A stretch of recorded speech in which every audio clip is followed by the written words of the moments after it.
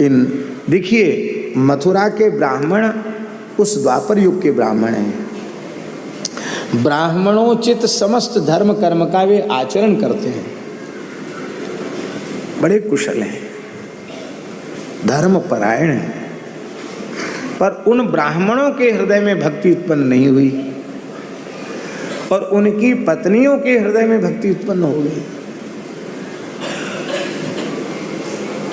इस पूरे प्रकरण को देखने से ही लगता है ब्राह्मण अपनी पत्नियों के बारे में कह रहे हैं, नासाम द्विजाति संस्कारो न निवासो गुरावपि न तपो नात्म मीमांसा। कुछ नहीं है इनमें, द्विजाति संस्कार इनके नहीं है। इन्होंने गुरुकुल में रहकर षडंग वेद नहीं पढ़ा,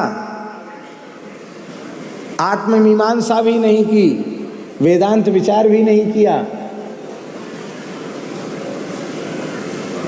लेकिन ये धन्य है, इनके हृदय में कृष्ण भक्ति प्रकट हो गई और अपने लिए कहते हैं धिग जन्म, ब्राह्मण कुल में मेरा जो जन्म हुआ धिक्कार है।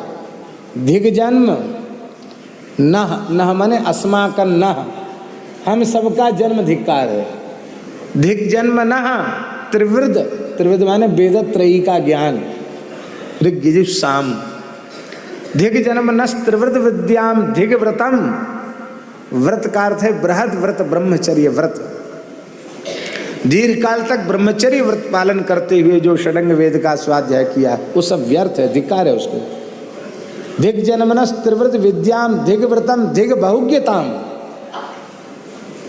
बहुत शास्त्रों का अध्ययन करके उनका ज्ञान प्राप्त किया है, हमारे उस बहुज्ञता को भी धिक्कार है। धिक कुलम, हमारे कुल को धिक्कार है। धिक क्रियादाक्ष्यम, हमारी कर्मकांड की कुशलता को भी धिक्कार है, क्योंकि विमुखा ये त्वधोक्षजे, हम सब भगवान से विमुख हैं। ये ब्राह्मण खुद कह रहे हैं। और एक बात और कह रहे हैं, चलो कोई बात नहीं, हम भक्त नहीं सही तो नहीं सही, कितने भाग्यशाली तो है ही हैं कि हमारी पत्नियां तो भक्ता हैं। भगवान इनके नाते से ही हमारे ऊपर कृपा कर देंगे। अहो नस तादृशी स्त्रियां, लंबी दंडोत करी उनने अपनी पत्नी को, आओ देवियो दंडोत। भगवान के दर्शन करके आए। भगवान कहीं भाग थोड़ी गए थे, वे ब्राह्मण जाकर भगवान का दर्शन कर सकते थे लेकिन नहीं गए। धिक्कारते तो रहे अपने आप को, प्रशंसा भी पत्नियों की करते रहे, पर दर्शन करने नहीं गए। क्यों नहीं गए? सुखदेव जी कहते हैं दिदृक्षवोप्यच्युतयो कंसाद भीता न चाचलन। अच्युतयो कृष्णवलयो दिदृक्षवः अपि मन दृष्टु कामाः अपि, कृष्ण बलराम के दर्शन की कामना उनमें है, देखना चाहते थे, लेकिन कंस के डर के मारे नहीं गए।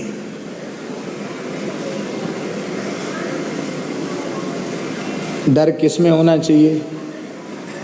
माताओं में होना चाहिए कि पुरुषों में? किस में होना चाहिए? माताएं डरती हैं कि नहीं? भावुक होती नहीं, माताएं जल्दी डर जाती है। माताओं को डर नहीं हुआ, इनके पतियों को डर हो गया। क्यों? जहां प्रेम देव का साम्राज्य होता है वहां भय का प्रवेश नहीं होता है। फिर से सुन लो, जहां प्रेम का साम्राज्य होता है वहां भय प्रवेश नहीं कर सकता। संसार में कहीं प्रेम है नहीं, प्रेम के नाम पर धोखा है, छलावा है, प्रेम की गंध तक नहीं है। मनुष्य अपनी वासना की पूर्ति के साधन को प्रेम दुर्भाग्य से कहने लग जाता है। प्रेम जैसी वस्तु संसार में कहां से आई? प्रेम माने साक्षात श्री कृष्ण।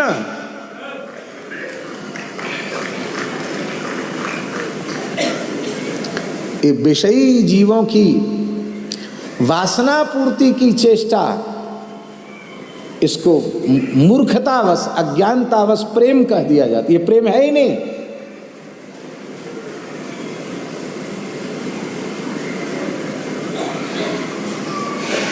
यह प्रेम ऐसा है कि एक बैल ने दूसरे बैल को चाटा, क्या उनको साधन नहीं खुजाने का, तो अपनी खुरदरी जीभ से ही चाटा उसने।